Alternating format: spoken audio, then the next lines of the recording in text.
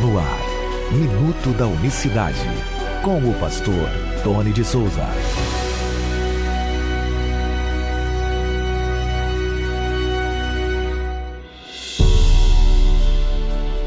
Olá, queridos, graça e paz vos sejam multiplicadas da parte do nosso grande Deus e Salvador Jesus Cristo. Deus abençoe você nesta terça-feira, 20 de setembro, hein? Obrigado pelo carinho da sua audiência de sempre, das suas orações em prol da minha vida e da minha família, em prol desse ministério aqui. É um ministério, falar da unicidade de Deus é um ministério, aliás, é uma ordenança, né? Pregar esse nome, é uma ordenança, não pode pegar e colocar essa mensagem embaixo da cama. O meu prazer é falar da unicidade de Deus. Oxalá tivesse condições para falar mais de forma abundante todos os dias. Mesmo sendo na rede social, a gente tem que ter tempo, tem que parar, tem que examinar, tem que estudar. Por exemplo, as pessoas mandam para mim dizendo assim, olha, mas está aqui em Romanos capítulo 8, diz que Jesus está à direita de Deus intercedendo por nós. Romanos 8, 34. Vou ler para você, inclusive, esse texto. Quem é que condena? Pois Cristo é quem morreu, ou antes, quem ressuscitou dentre os mortos, o qual está à direita de Deus e também intercede por nós. Por que também? Porque aqui em Romanos 8, um pouquinho mais acima, diz que o Espírito Santo intercede por nós com gemidos inexprimíveis. Você pode ler aí mesmo um pouquinho, os versículos aqui, 27, Romanos 8, 27.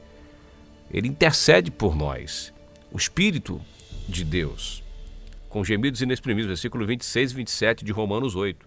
Então, aí tem Cristo, ele vai dizer que também, Cristo também intercede.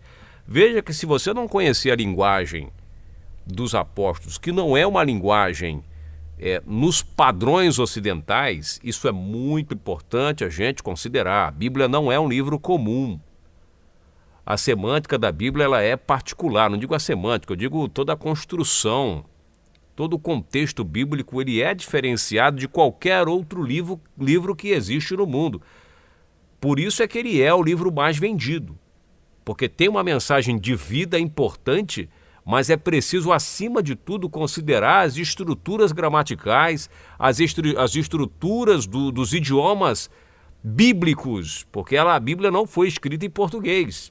A Bíblia não foi escrita em inglês, a Bíblia não foi escrita em francês, alemão, espanhol, a Bíblia ela foi escrita nos idiomas, né, antigos, diga-se de passagem. Lá o hebraico não é o hebraico de agora, é o hebraico muito antigo, de 2000 anos para trás, e o grego também não é o grego de agora, é o grego antigo. E os idiomas, as línguas são vivas, elas sofrem mudanças. Mas, acima de tudo, é muito importante, porque às vezes você vai estudar tem que estudar o hebraico, você vai estudar o hebraico de agora. Você vai estudar o grego de agora. O aramaico, que é uma das línguas também, um dos idiomas bíblicos também, antigo.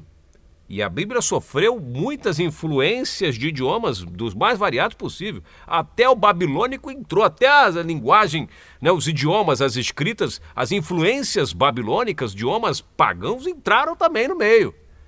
Por isso que é muito importante você considerar essas coisas. Eu vou te explicar por quê. Por exemplo, o próprio Romanos 8, que Paulo mesmo escreveu, dizendo que, abre aspas, teríamos dois intercessores aqui, que um é o Espírito Santo, a terceira pessoa, o outro Jesus, a segunda pessoa, mas o próprio Paulo escreve para Timóteo dizendo, olha, só tem um Deus e um intermediador entre Deus e homem, que é Jesus Cristo, o homem.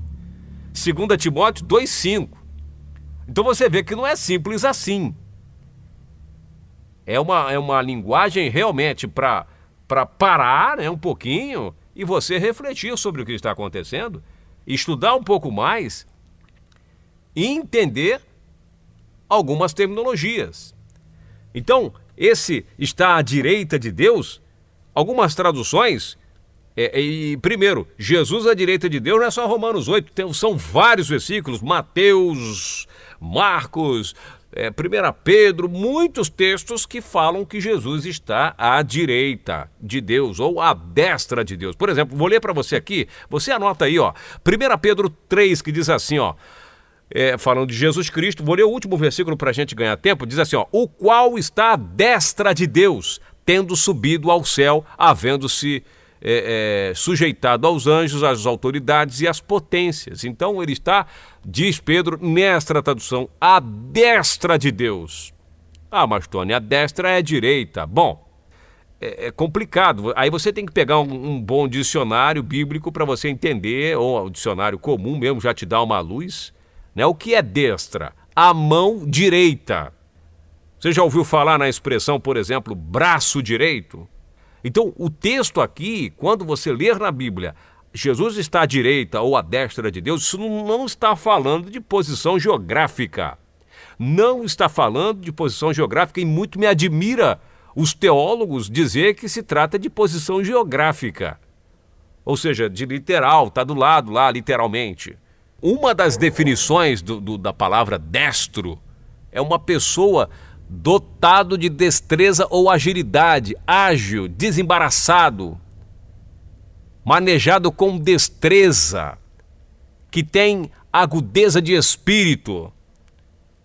O site biblia.com.br, que tem o dicionário bíblico, lá da biblia.com.br, diz: mão direita, palavra usada como uma figura de linguagem para indicar habilidade, poder ou autoridade. Intimidade, lugar de honra. Então tem vários significados.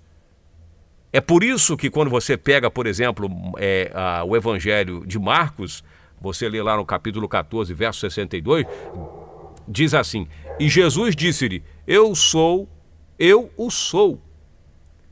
E vereis o Filho do Homem assentado à direita do poder de Deus e vindo sobre as nuvens do céu.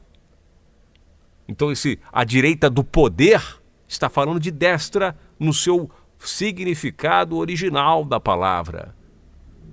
Vocês vão me ver com toda autoridade, com todo poder. Então essa figura de linguagem, ela é muito utilizada na Bíblia para falar a posição de fato que Cristo ocupa. Não se trata que ele está ao lado de alguém ali, falando no pé de ouvido de alguém.